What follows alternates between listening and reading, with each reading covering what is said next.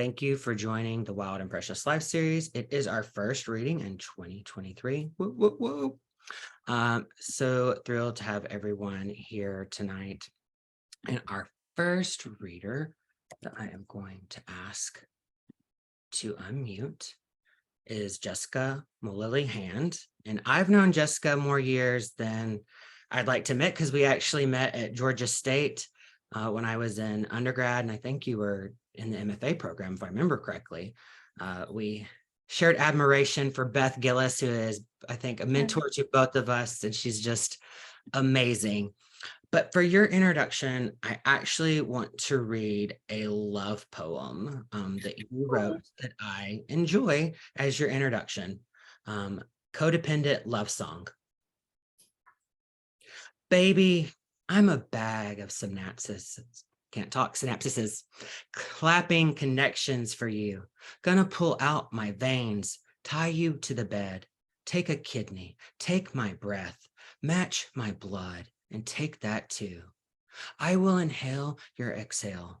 Will break my bones to break your falls.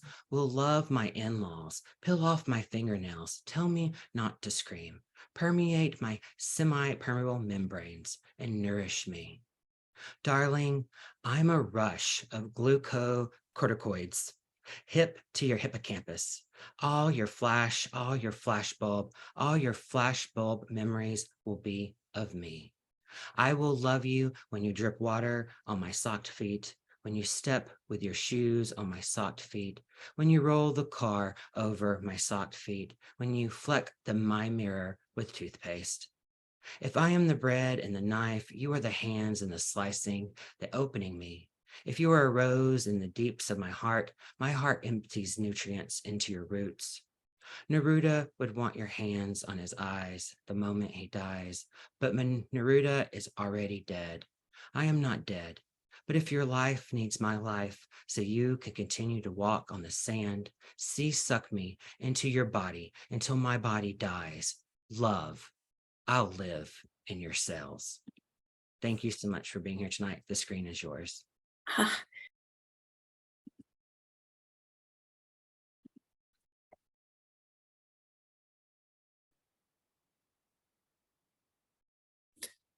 Okay. That was my fault. Apologies. Oh, okay.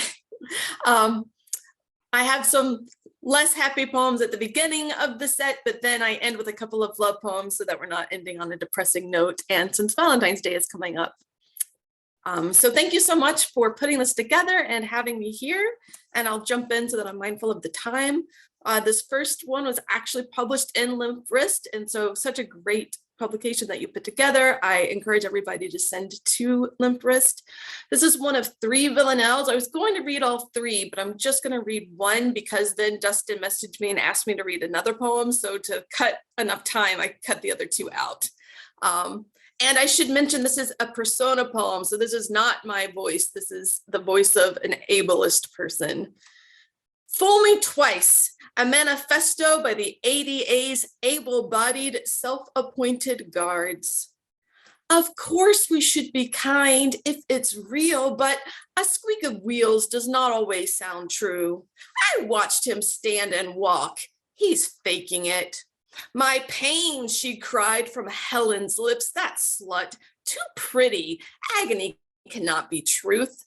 Of course we should be kind if it's real, but the other day a well-dressed man saw fit to ease his jag into the only blue. I smelled the Franklins and I knew he's faking it. And bratty kids, you can just tell, need to get hit, not given IEPs for poor me boo-boos. Of course we should be kind, I'm just saying, but I heard his rumbling laugh and then no shit, he said he was depressed. Yeah, right, boo-hoo, I'm sick too, sick of all this faking it. Can't lift, can't sit, can't work, can't eat nuts. It's too convenient, I say. Who pays? You. Of course we should be kind if it's real, but what if they're faking it? So I thought the villanelle form, thank you, was good for that repetitive obsession with if someone might be faking it and if they're getting away with something. Okay, so this is the one that Dustin requested. This is actually a true story when I had an electrical injury that led to a pain condition that will be lifelong. Ode to Jane's Pentecostal right arm. The live wire ride, the Pentecostal copperhead sinking fangs into her ulnar nerve. Dendrites convulsed in the spirit and passed out. Synapses crashed like stalactites loosened from God's cavernous mouth. And for the first genuine time, she spoke in another tongue. Can she get an amen? Can she get a woman who doesn't mind her arm throwing spaghetti and calling for revival? Jane's right arm contracts and gives birth to a new baby Jesus once each minute, and he's got a holy set of lungs screaming. Her arm awakens and dances at night when Christ gathers his loincloth for a jig. God is bookie electric, and her arm knows it. Knows there's a pulsing, painful purgatory, has met eternity and returned tap dancing. Oh, right arm, won't you tell us what you know? Jane's body's on fire. Jane's body's one big coal bed for God's enormous iron poker. But she can't see past all the smoke. Her stubborn mouth could never swallow the embers of God's language. Her pagan feet firewalk. Her left arm makes the sign of the cross, and the backs of her knees refuse to believe in anything. So her body becomes a war zone. Somewhere God discos through the carnage, and all Jane can do is follow when her right arm stiffens into a divining rod and bows down. So similar topic, different execution. Holding closed the body's gates to hell. A. My sister and I crouch to dig until the earth gives us something that moves. Look, an S, she says at the writhing worm. And because I am a year older and must teach her, I pierce its body onto the hook. Look, a U, I say. Look, a U, she says. Copycat, copycat. The almost O of a snail goes slowly over roots as we cast and reel, while I, the big sister, the one in charge of the sandwiches, run inside for more mustard. Don't move. I don't see her lean to reach the snail. B. Somewhere where the sea shushes the shores of the Philippines, a Conus majus snail harpoons a goby fish, reels its paralyzed body into its mouth. As the W of my sister's lungs begin to fill with water, Baldomero Toto Oliveira leans over a microscope at the University of Utah. While the ambulance swallows my sister and my parents scream for God to let her live, J. Michael McIntosh isolates omegoconotoxin in Conus majus venom.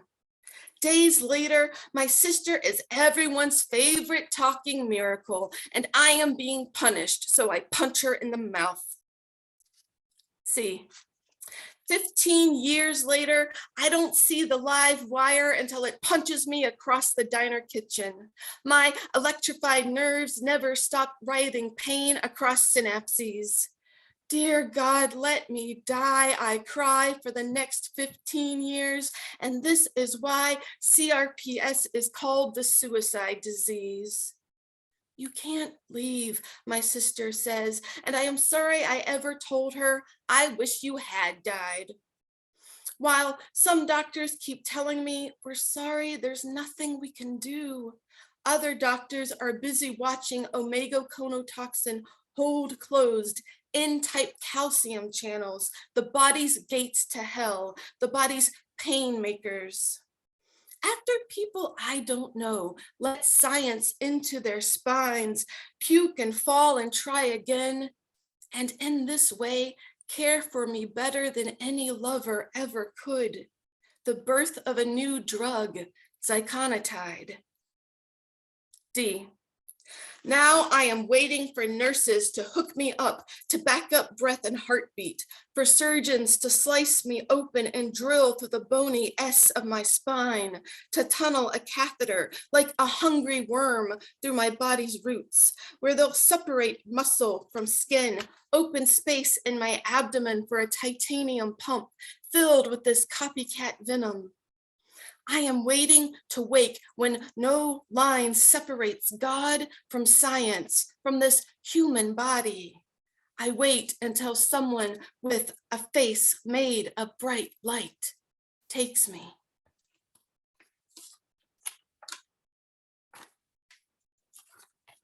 And so after that surgery, that was for a pump that delivers medication into the spine. I actually developed a chronic spinal fluid leak, which would sometimes give me too much pressure on my brain and sometimes not enough. My brain would sink in my skull. So this deals with that a little bit. As my brain pressure alternates between too much and not enough. Even now, especially now, I will tell you, as something invisible slams my skull, listen, this is wonderful. Did you know about the polka dot wasp moth? In this time of danger, I learned my visitor's name, watched her drink nectar until she had enough energy to fly, while her body kept her safe with its counterfeit warning. My brain and optic nerves swell, and still I tell you, there's more beauty than pain here. Or if not, there's beauty and pain here. They will ask me to go, then they will tell me, but I will stay. I will wait until I know every name. Trigger warning for this next one, it does mention suicide. After my brother-in-law dies by suicide 3 days before Christmas. My sister, my heaviest wish, to lift him out of death for you. I'm no Christ. My voice cannot command life to rise from the emptiness left behind, but I know how to love like nails through flesh, arms outstretched. I will follow you into this hell. Take a breath. Take another. Take another.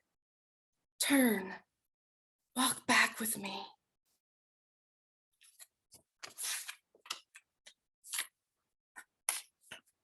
Shifting gears a little bit.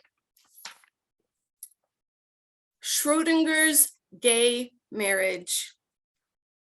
Every time my wife slips off her wedding ring because her mother says our love is strong enough to kill her mother, our marriage and our marriage's corpse lie hidden in the box, consummate their vows.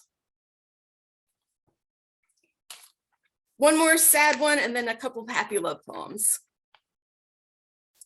Wedding poem for the ghosts of my living parents. Because your ghost hollowed the space beside me, a bride with a bride. Guest ask me when you both broke back to soil and sky. When I tell them no, you are alive, it still feels like grieving, like sinking beneath gravity. Call me daughter again, you vanish. Call me daughter, your mouths sewn shut. So many preachers with needles for tongues. In my left pocket, the blackbird I carry. I wish you could see. Inside the body of another woman, my heart is a bird building its nest. You scissor toward wings. I want you to remember feeling groovy into our spatulas while you taught me to fry okra. Wish I could waltz with my dad when the first song plays. I can't find my mother as the rice rains down. We do not have time. Like Jeremiah lamenting Jerusalem, you pour your livers upon the earth, but you do not have Jeremiah's eyes, and I am not the virgin daughter of Zion. Look at me and call me daughter. While we cry, get thee behind me, at each other. A hand holds a C-shaped stone, grinds your livers to feed that final dark. Its mouth seeks. Now a much happier wedding poem. Wedding poem. When your mind is the coyote's jaw, let me be the desert. When 1,000 fish flip on your tongue, yes, the ocean. I know your sea-soaked mouth, the crucial salt work of your hands, the sounds you wash across your flute. I know the miracle of your ears, their curve and seashell whirl. Do you understand? I'm trying to open my mouth around a language better suited for fingers. I want to sit at our kitchen table, steam rising from our spaghetti or soup. While you rake the leaves from our yard or plant gladioli, I want to too. When your mood is reed and water, I'll be the breeze, the reason you move. When you are child and oar, I, the hopeful canoe. I want to tell you, love, if you hurl the lamp and it breaks, if you stomp and kick until the framed photographs fall, I might hold my head and sob, but I will not leave. When you require mucking through the night mud, I will follow, will not fear. We will die. We will die. Our bags of atoms will shred into marble scatter, but first I will peel my skin to patch any fraying piece of you. I will scissor my organs into paper dolls to restore your youth. I will reach through the sky and arrest the sun's criminal journey. Know this, when we tip our candles' flames together, that warmth will melt the snow from our headstones. And last poem, consider the orange. The weight in your palm, the way your palm takes its shape.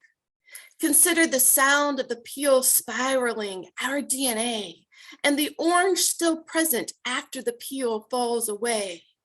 The release of juice anoints your weary tongue, drips down your arms. When you hold the orange to your mouth, it looks like prayer. Consider the seed inside the orange inside the seed inside the orange. When I hold you to my mouth, your dress spirals to the floor. Sunlight slants through the window a seed of the world outside, inside. Outside, water has gathered together after a rain. The roots of the orange tree pull until each orange swells with alchemy. Your shape weights my palms. Let me taste. Bless me, love, as we pull together, as we stay. Thank you, everybody. Thanks again, Dustin, for putting this together. Thanks so much for being here. Sorry for screwing up words in your poem when I was reading. Words are hard today. I was telling somebody that before we got the reading started. I don't know what it is. It's a Wednesday acting like a Monday. So next up is Sonia Greenfield. And Sonia, for your introduction, I am going to read one of your prose poems that I enjoyed, and it's number 37. Someone says to me, this is really about shame, isn't it?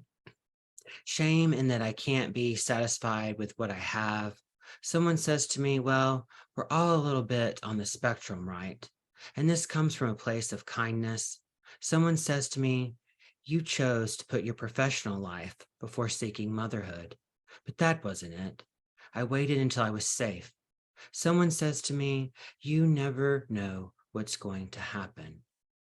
So be afraid, be elated. Someone says to me, we really appreciate what makes your son unique. Subtext, but there's still something wrong with him. Someone says to me, he seems normal to me. Someone says to me, we always thought he seemed a little off. Off what? Someone says to me, this is all just because you wanted another baby. I knew I was to blame. Someone says to me, why can't you be happy with what you have? Someone says to me, it's all in God's hands. It's part of his plan. Tell your God to play nice. Someone says to me, don't be so in love with your own suffering. I just wanted a little more. Why is that so wrong? Thank you for being here. The screen is yours. Thank you so much, Dustin, for letting me be a part of this series. And thank you all for being here to hear some poetry tonight. So I'm going to start by reading a couple poems from, let me put my timer on because I don't want to be that reader. Okay.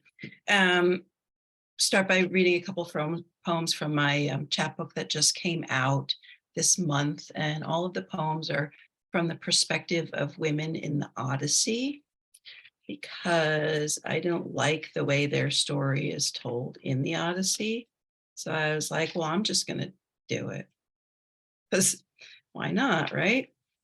So the name of the chapbook is Helen of Troy is High as Fuck. And I'm going to start with the poem, with the titular poem, Helen of Troy is High as Fuck. And it has an epigraph from the Odyssey that was translated by Emily Wilson. Then the child of Zeus, Helen, decided she would mix the wine with drugs to take all pain and rage away, to bring forgetfulness of every evil. Book 4, The Odyssey. If I knew the difference between entomology and etymology, I'd know my either. I'd know if you meant meaning or just a clacking of beetles, just a phalanx of carapace carried by 100 legs, as in centi, or 1,000, as in milli. But my mind is modest these days, even modestly minded. I know it's no mistake that abduction shares a word with what penetrates me, rape. What do you know from one? Was she merely hogtied and dragged in a flaxen bag from all she ever knew? Or was she pressed face to the dirt and entered? Either way, they say rape. If you wonder what made this face, this curve of cheek, consider how candlelight catches faint down where my jaw meets this elegance of neck. You must recall my mother was force-fucked by a swan. That's our fate. Our citizenship so tenuous, we even get taken by birds. You've heard how we bury our children, how we watch war made with wooden horses, how we are dragged to hell because poor Hades needs a date. As consolation, they give us poppy powder for our wine. I say, another dram of dream in mine. I am such a scholar for forgetting, such a student for letting go. I say, set the table to a swarm of servants buzzing in the corners of this opulent palace. I say, anoint the chalice to Menelaus, who lets me be as shit-faced as I please, until morning wipes the prior day clean and I can try living again. Until then, I may hallucinate that the 1,000 launched ships never come back. Will you, my guest, drink to that?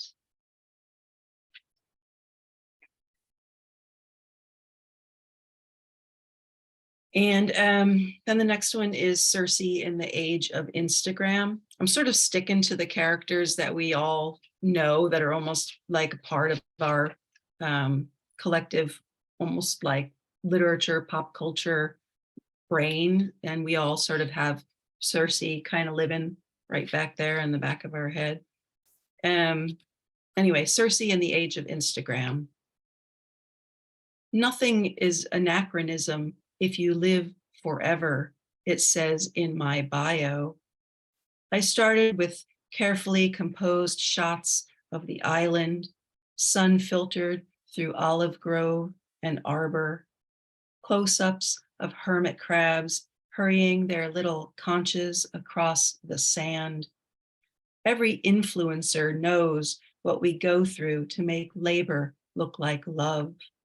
20 takes trying to get that thirst trap, gently slopping the hogs, hair curled by afternoon heat, gorgeous in torn coveralls with my bright red bucket. Post it. How else to turn vengeance to magic and magic to commerce? Sometimes we're even the beneficiaries of serendipity, sun somehow netted behind a new sail arriving on shore, shot perfectly composed as the next set of sailors straggle into foreground. I post it. A girl must make the best of what she possesses. I share daily stories of how they squirm and tumble over each other, adorable montages of snouts snuffing the lens. I filter the ugly out of muddy trotters and mottled skin. I give them stupid names like Pegasus and Agamemnon, then satisfy every order, belly, shoulder, bacon, and loin. And I'll read a final poem from this book. A servant in the house of Odysseus confesses prior to her hanging. This has an epigraph as well. He wound a piece of sailor's rope around the rotunda and round the mighty pillar, stretched up so high no foot could touch the ground. Book 22, The Odyssey.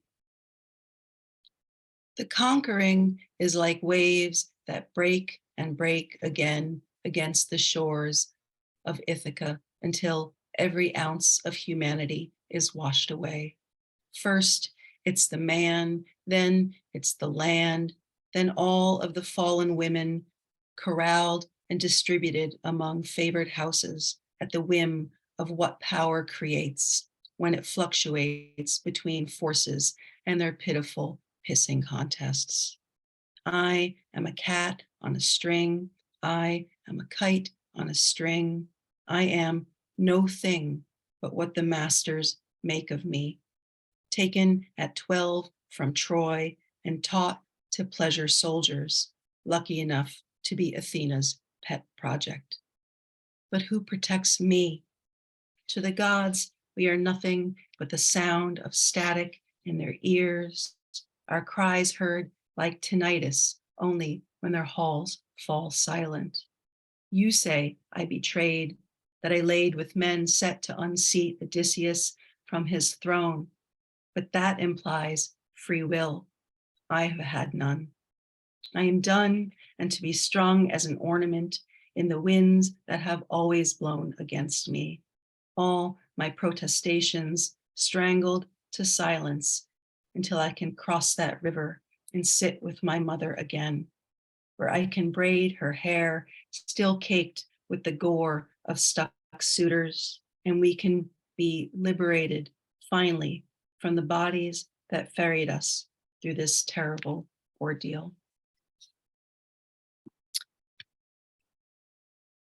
So that was a really fun project to work on.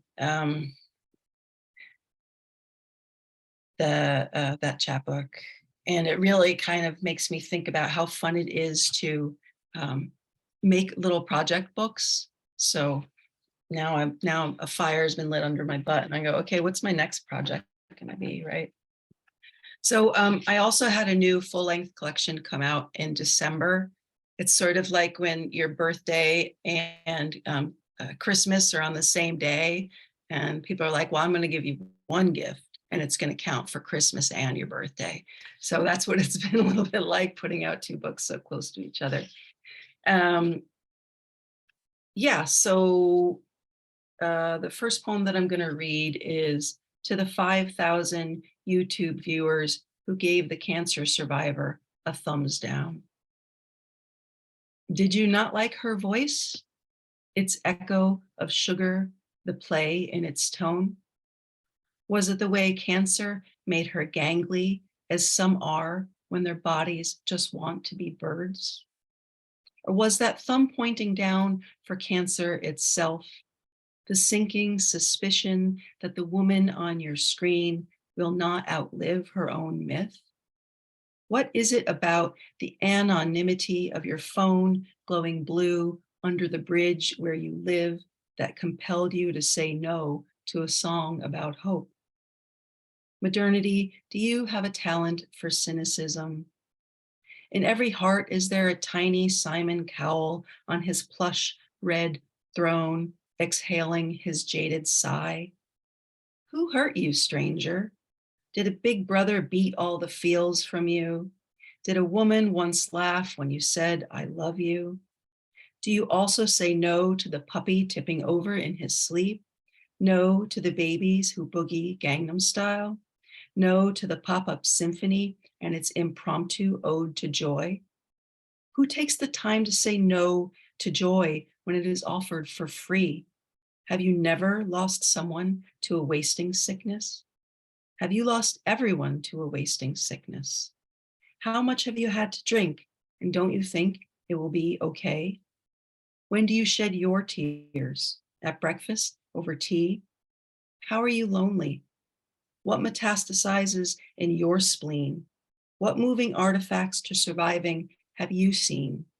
What shadow grows in your bones? Does no song build a nest in your throat?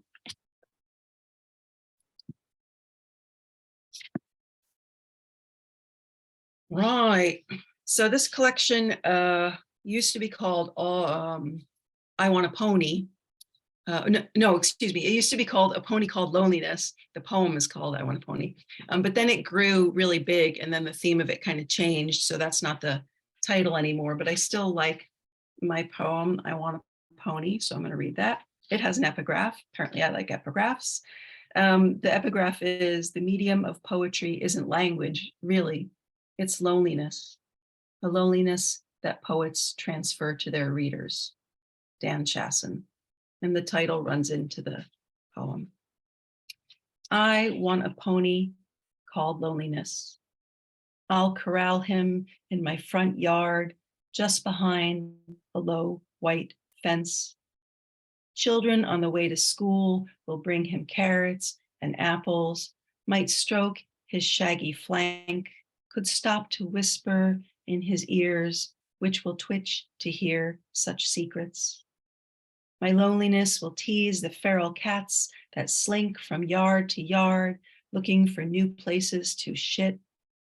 My loneliness will nicker softly in the night when peacocks on a neighbor's roof wake us with their mating cries.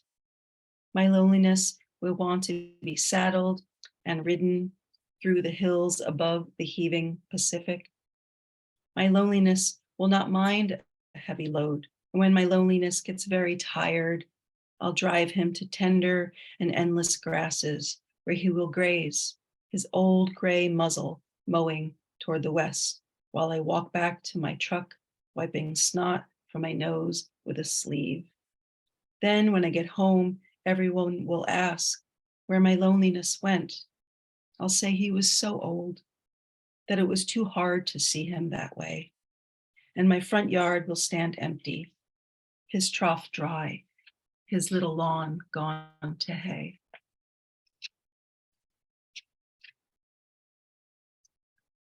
The next poem I'm going to read is called For Sale, Baby Shoes Never Worn.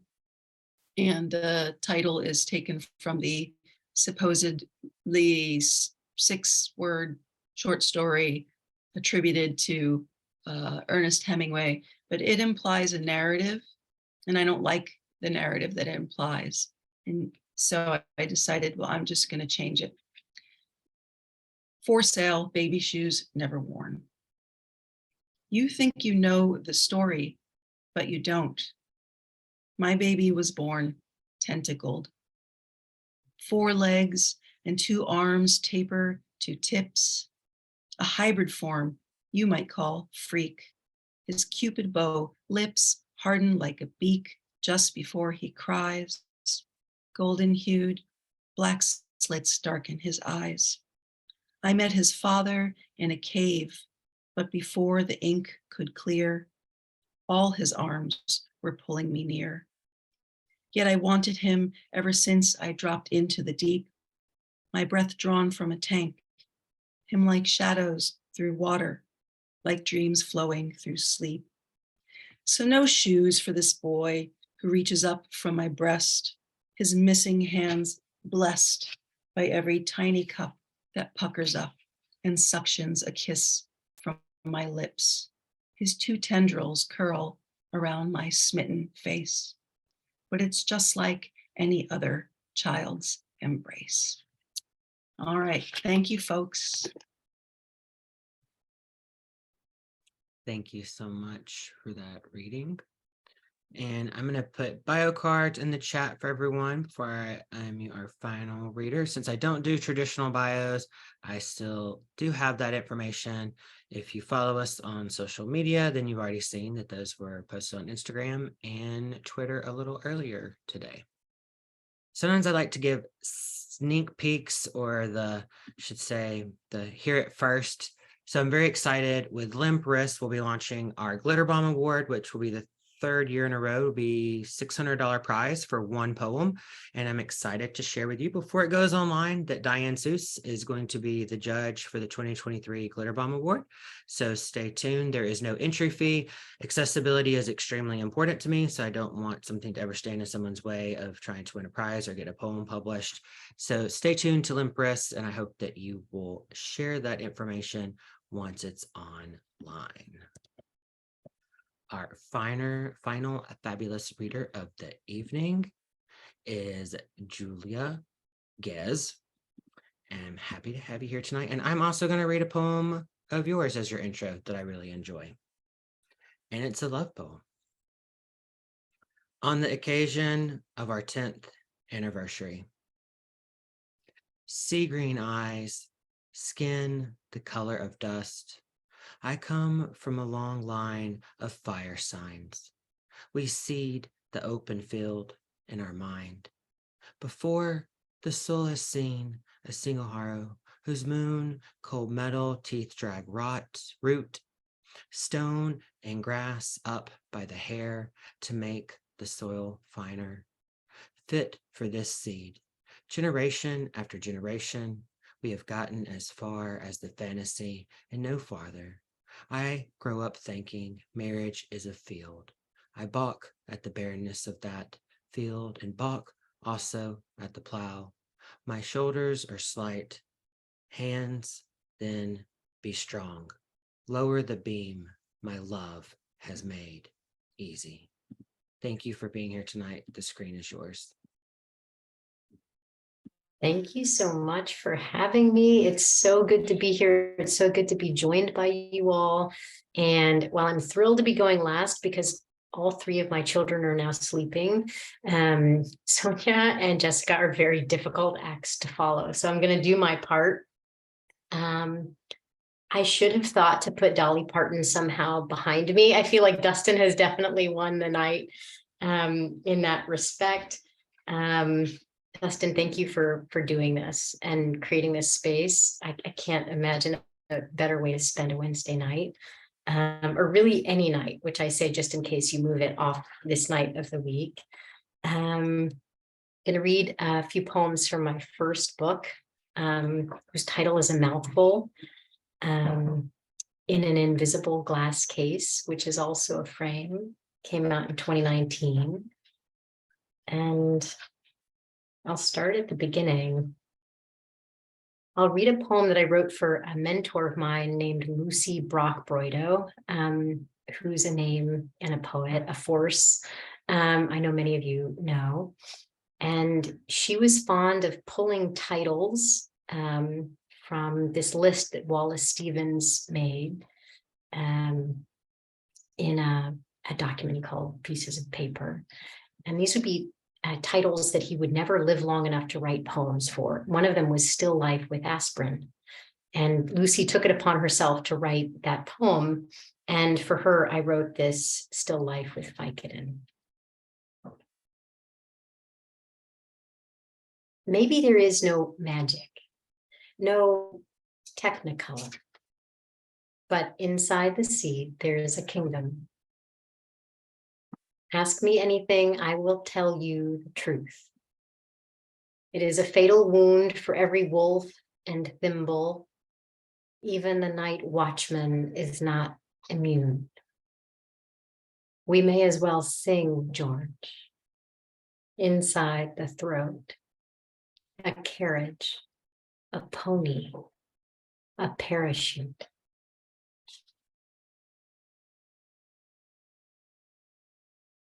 I read that poem to Lucy and she said, "Who is George?" I said, "I don't know.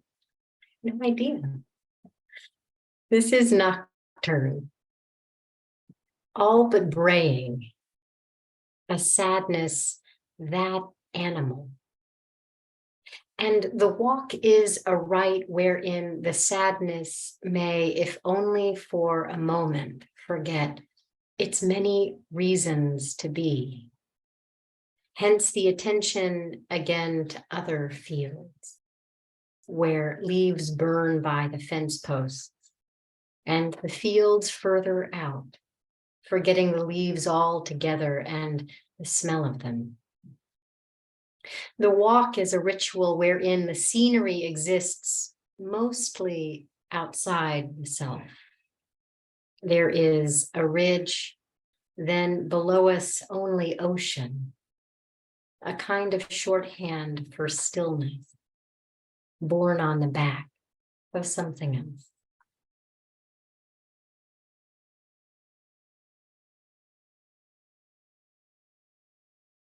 I'll read another poem from this collection released by Four Way Books. And I see some siblings of the same press here in the room tonight, which of course makes me thrilled. They make beautiful books. I'm very grateful that they chose to make mine. This poem was tweeted out quite a lot in the pandemic, as if I had the pandemic in mind in 2018 when I wrote it. It's called This Winter. I didn't have the pandemic in mind when I wrote it. I did have the pandemic in mind when I wrote this one, but we'll get there. This winter. Busy the hands with backgammon. Tell me about the year. The wifely chamomile and Klonopin, no help. Half a saltine. This is to say, I understand. Once submersible, I am now a buoy. Fatigue is the new normal.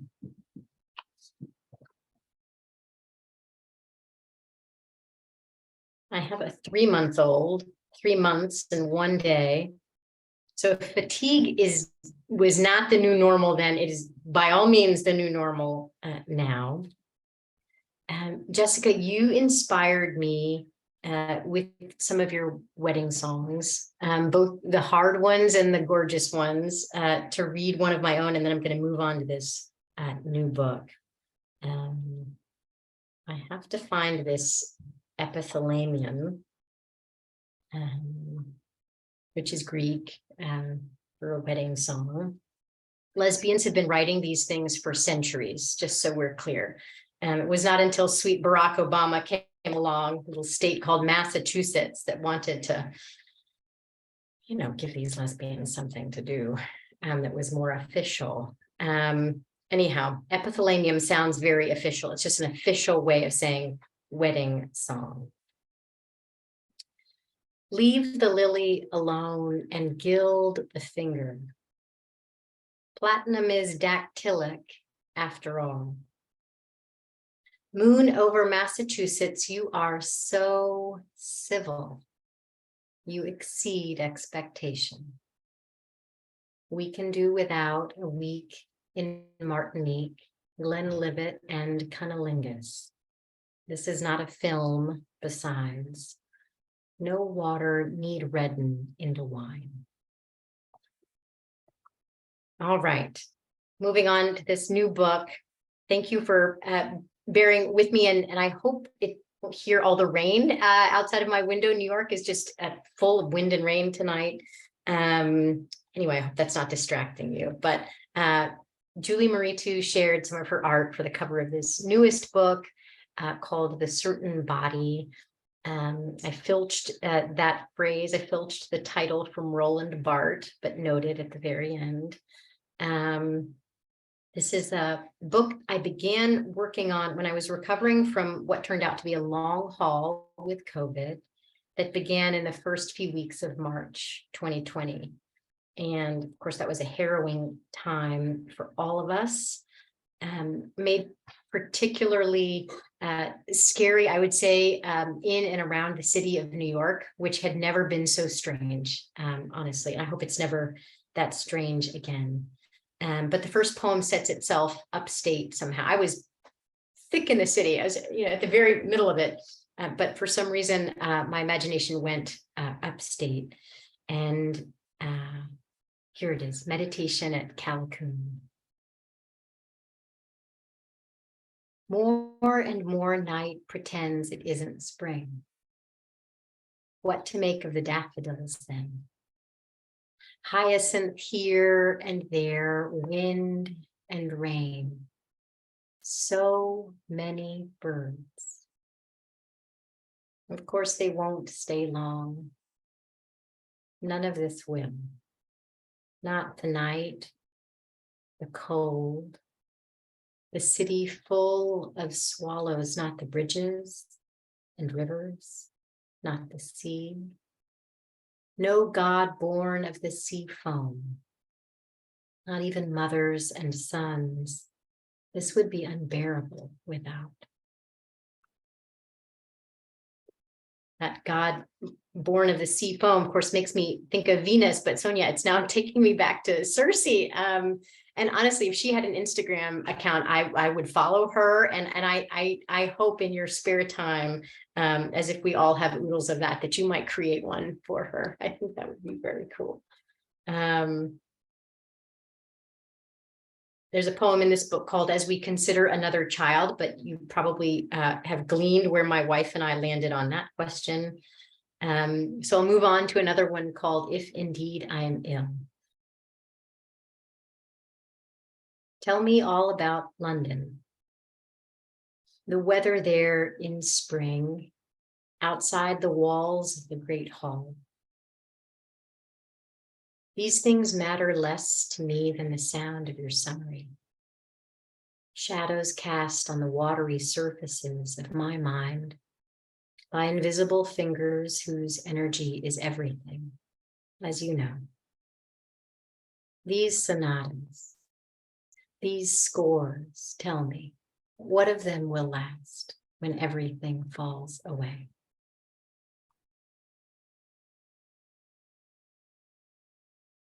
How am I doing on time, you all? Is anybody keeping track? I'm most certainly not. It's 8:26, which means we've been going almost an hour. So I'm going to be quick with what I choose next.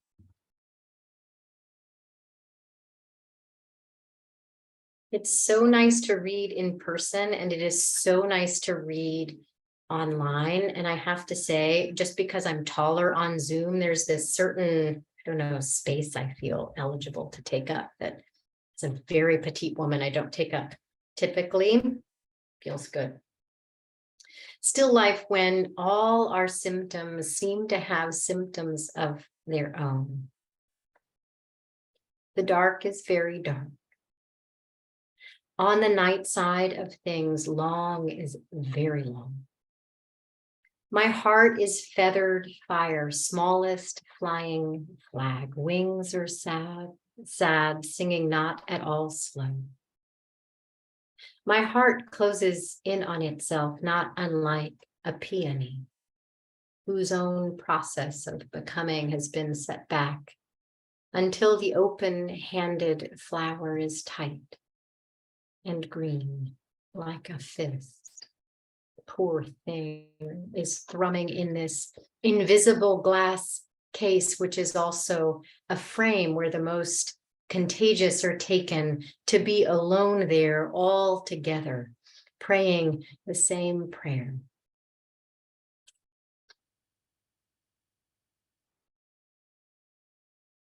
So I'll read two more poems, both birthday poems. And I will say, after being sick for many months with complications that would last for the better part of a year and a half, I know how to celebrate a fucking birthday and a half birthday. And every time we make it to Tuesday with our pants still on, you know what I mean? I want to sit down and have a meal and talk about what we're grateful for. So this is the first, hopefully not the last poem, written with the title "On the Occasion of My Half Birthday," but here it is. Time out in the window box. Wildness and splay of what has always survived winter here. Fasting only to re-emerge greener in the spring. All I want is the sun on my face. At the park, where I take our children to play, I want my whole body to feel light, pouring through the leaves. On massive branches with a force that can finally be honest about its own ambition. To draw the citrus and myrrh out of this or any other afternoon, knowing weeks of them, knowing months and years disappear like so many simians. Okay, so let me read this last one. But Dustin, I want to thank you again for bringing us all together, for curating this as you have tonight, and as you do generally, and for just setting the tone the way you did, creating the sort of safety, which is sort of a radical thing to have happen. It doesn't happen often for me. There are not many professors or priests or curators who just make it that clear and that human and humane. So as a queer person, as a poet, as a sensitive, as a mom, just I could go on and on. Thank you for doing that. And thank you all for being here. Lots of different ways you could be pulled tonight. But you were pulled here, and I'm so grateful to spend this night with you. I'm going to buy everything that I can get my hands on from Sonia and from Jessica and from Dustin. Oh my goodness, this Dolly Parton anthology. I hope you do the same, and then we could all gather again, hopefully for some kind of book group. This is the birthday poem. It's called 40. I'm so glad I lived to see it. It was written, it's 10 lines, 4 words each line, which even a poet can multiply, it turned out. It was written after I was able to travel to Costa Rica for my birthday, and on that day saw this massive tree on the lawn at the house we've been renting begin to drop these gorgeous flowers to the ground. And it felt like such a mercy. It felt like such a gift. It also seemed really gay, but I didn't know how to take that angle in the poem, so I just took the one that I did. Here it is. Thank you again for being here. 40. All the purple flowers, the way they fall, white and purple falling. See how they turn their skirts, turning their white and purple skirt, so that at least they fall slowly, make no sound, beginning soon to yellow, then brown. Thank you so much. I have to slip in a personal note. I just turned 40 and I am going to Costa Rica for my 40th in March. So some kindred soul sistering there or something. Just had to mention that. I'm going to put back in the links dropped in what's happening in February, which I did mention. I went ahead and threw in who's reading in March. So the series only works if people say yes when I invite them. So thank you to everyone who showed up to be a reader. And it only works if people come. I mean, we could have this without an audience, but the audience, you make it fun. So thank you for coming. If it was your first time, I hope to see you back and hope to keep seeing the regulars.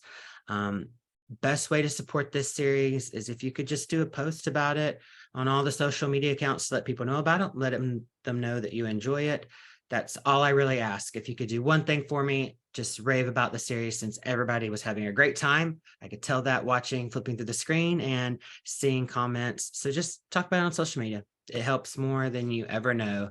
And hope I'm going to see y'all in February, and continue to be safe. Have a great night, everybody.